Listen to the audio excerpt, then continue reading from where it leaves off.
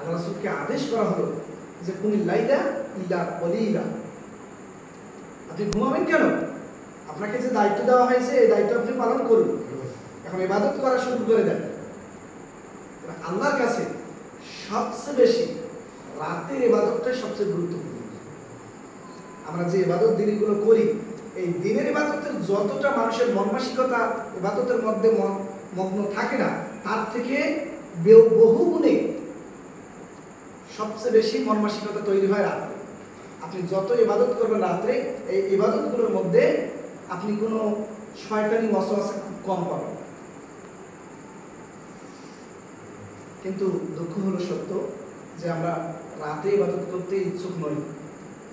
আমরা রাতে ইবাদত করতে ইচ্ছুক নই, রাতে ইবাদত করি।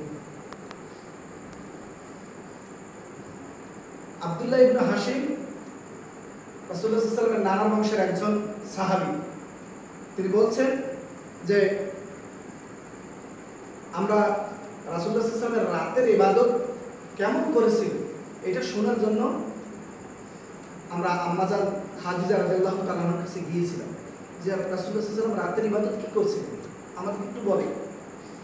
তখন তিনি বললেন যে আল্লাহ রাসূল সাল্লাল্লাহু আলাইহি ওয়াসাল্লাম এমন ভাবে রাতের ইবাদত করতেন, এমন ভাবে দাঁড়িয়ে যেতেন মনে হয় যে একটা এরকম বড় একটা পিলার দাঁড়িয়ে আছে, কোনো নড়াচড়া নাই।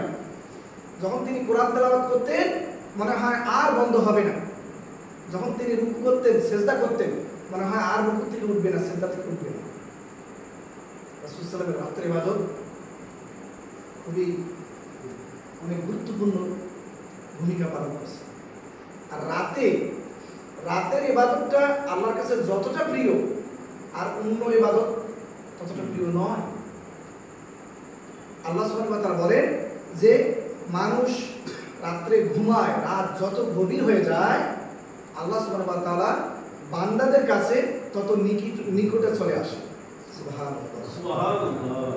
এসে ডাক দিয়ে বলেন, এই প্রথম আসমানে এসে ডাক দিয়ে বলেন, তোমরা কে আছো? তোমরা আমার কাছে চাও, খাদ্য চাও, বস্ত্র চাও, কি চাও তোমরা চাও, আমি তোমাদেরকে দিয়ে দেব। আমার কাছে গুনাহ মাফ চাও, আমি তোমাদেরকে দিয়ে দেব। হতভাগা মানুষ আমরা রাত্রে ঘুমাই। দেখা যায় ম্যাক্সিমাম সময় দেখা যায় আমাদের রাত্রে ঘুমাতে ঘুমাতে অনেক সময় পেরিয়ে যায়, রাতের ইবাদত করার সুযোগ আর হয় না।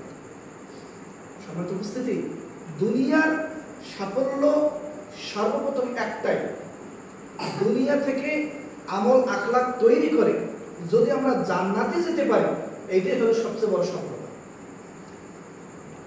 তবে দুনিয়া আমাদের জন্য ধোঁকার বস্তু।